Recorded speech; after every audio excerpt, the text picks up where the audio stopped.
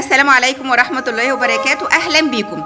النهاردة احنا في نشاط العلوم عاملين جهاز جديد مع مخترع صغير جديد وعالم من علماء المستقبل. هنتعرف عليه ونعرف هو عمل معانا ايه النهاردة. اسمي محمد مصطفى. محمد مصطفى، عملت ايه النهاردة يا محمد؟ كشاف الكهرباء.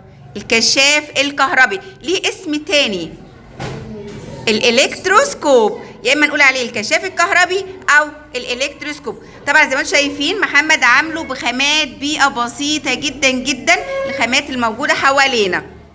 طيب حابين تسالوا زميلكم اي سؤال؟ انا لا، مش عايزه اسمع كلمه انا. هي محمد خد منك وقت قد ايه عشان تعمله؟ 3 ساعات. انت حاسبها بالساعه، برافو عليك. هي معاذ، ايه الادوات اللي استعملتها في صنع الكشاف الكهربي؟ بطرمان زي ما انت شايف. هل كان ينفع بطرمان بلاستيك؟ لا، عشان لازم يبقى شفاف عشان نشوف الشغل تمام ولا لا. برافو عليك، لازم يكون بطرمان ازاز عشان اشوف الورقتين الذهبيتين هيحدث لهم عمليه انفراج او ان هم يقربوا من بعض.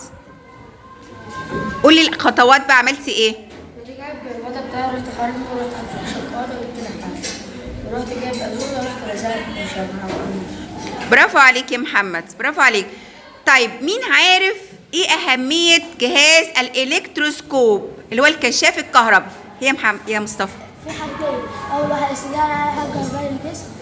اول حاجه الاستدلال على الحاله الكهربيه للجسم، يعني اعرف هل الجسم ده مشحون ولا اصلا مش مشحون خالص من البدايه؟ تحديد نوع الجسم مشحون. تحديد نوع شحنه الجسم المشحون، يعني اعرف هل الجسم ده مشحون بشحنه موجبه ولا مشحون بشحنه سالبه. يبقى الالكتروسكوب طبعا جهاز مهم جدا جدا، وزميلنا عمله بخامات بسيطه وجميله. ليكوا اي سؤال تاني لزميلكم؟ برافو عليك، سؤال حلو. محمد انت عملت الجهاز لوحدك ولا في حد ساعدك؟ بنت عمي مين؟ بنت عمي. بنت عمه ساعدته فيه. يعني عملت لك ايه فيه؟ هي جابت النحاس من عندها وانا جبت البطرمان وقعدنا نشتغل في سوا تعاون. برافو عليك، يعني هي ساعدته في الخامات اللي احتاجها في عمل جهاز الالكتروسكوب. برافو عليك يا محمد وشكرا ليك جدا. طبعا عايزين نشجع محمد بصباعيه حلوه. ابتدي.